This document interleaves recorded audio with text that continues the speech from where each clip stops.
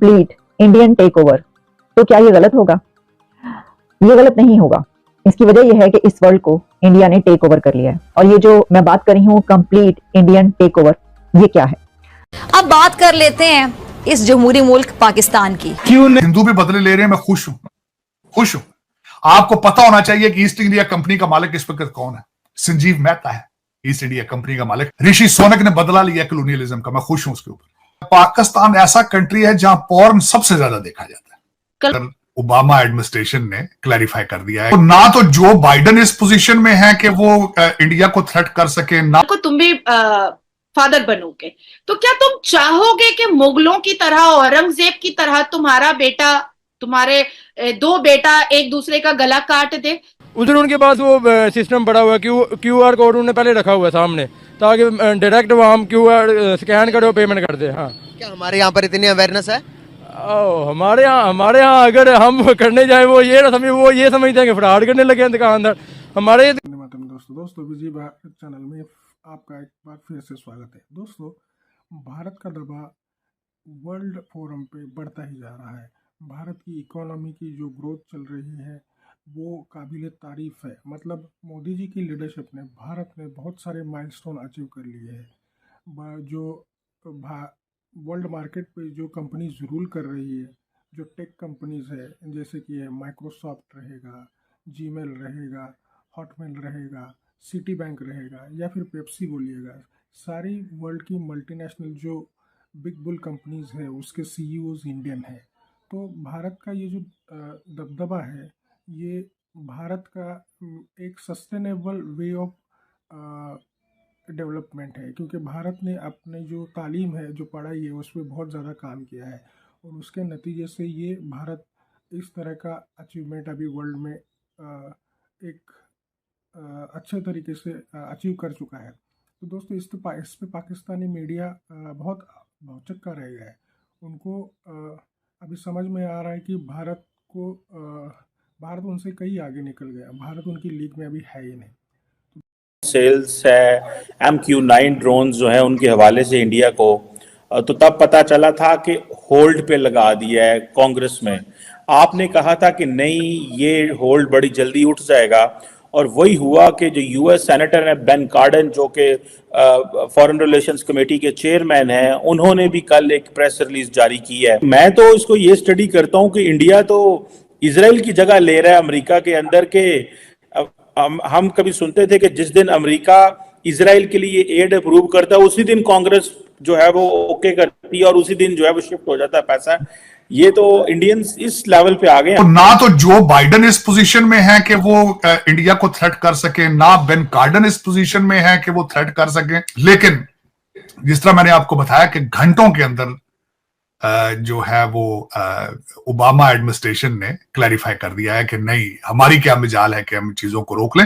और मेरे लिए भी तशवीशनाक ये था क्योंकि इस वक्त एयरबस और बोइंग दोनों पहुंच चुके हैं भारत के अंदर, और अगर ये ड्रोन अमेरिका नहीं देगा तो भारत इजराइल से ले लेगा। जो भारत चंद्रयान पे जाने की सलाहियत रखता है, आपका क्या ख्याल है ड्रोन बनाने की सलाहियत नहीं रखता? वो भी बना लेंगे अपना। ऐसी कौन सी बड़ी बात है कि इनके पास, बल्कि इस वक्त मैंने आपको बताया कि अमेरिका को भी भारतीय चला रहे हैं। उनकी सारी जो आईटी और टेक्नोलॉजी है सारी, अगर आप कभी गौर फरमाएं नासा के ऊपर, तो नासा के अंदर सबके सब भारतीय निजात इंजीनियर है उनके पास। अब तरक्की अमेरिका नहीं करेगा, कोई और ही करेगा, और वो करने वाले भारतीय भी कर रहे हैं कि India has more than 5 million computer programmers, और both companies including Infosys, they are committed कि 1 lakh artificial intelligence specialist produce किया जाएगा भारत से। तो उसके बाद फिर आप मुझे ये बता दें कि तरक्की कौन सा मुल्क करेगा। उनका बहुत बड़ा हार्ड वर्क है। जिस तरीके से अपने बच्चों को पढ़ा के वो बाहर भेज रहे हैं, जिस तरीके से वो टेक्नोक्रेट बन के जा रहे हैं, टेक्नोक्रेट, और जिस तरह मैंने आपको अर्ज किया कि 5 मिलियन कंप्यूटर प्रोग्रामर भारत में बैठे हैं। 5 मिलियन, छोटे से नंबर नहीं है। भारत के अंदर एक बजट आया है जिसमें मैं थोड़ा सा I was shocked to see few developments, जिसमें उन्होंने कहा है कि 250 मिलियन लोगों को मल्टी डायमेंशनल पॉवर्टी से निकाला गया है ये प्राइम मिनिस्टर मोदी के 10 सालों में। डॉक्टर साहब ये बहुत बड़ी फिगर है। हम पाकिस्तान में अक्सर बात करते हैं चाइना के हवाले से, ये काफी बड़ा बजट खैर उन्होंने दिया है, कोई 47 ट्रिलियन का। पाकिस्तान का तो तकरीबन ये 150 ट्रिलियन बनता है मेरा ख्याल है। चीमा साहब, मैंने बजट को बड़े गौर से, भारत के बजट को बड़ा गौर से पढ़ा है, देखा है उसको, बल्कि मैं स्पीच सुनता रहा हूं और मेरे ख्याल में दिस इज ट्रू। और जो इलेक्शन के हवाले से अगर मुझसे पूछा जाए चीमा साहब, मोदी साहब इलेक्शन जीत चुके हैं, पीरियड, इसमें कोई शक ही नहीं। ये तो बिल्कुल ही मेरा समझना हो कि ये सोचना हो कि मोदी साहब को कोई इलेक्शन का थ्रेट है या कुछ, क्योंकि रीजन, मोदी साहब का अपनी इलेक्शन कैंपेन से कभी बाहर आए ही नहीं। He is the master of politics if you personally ask me.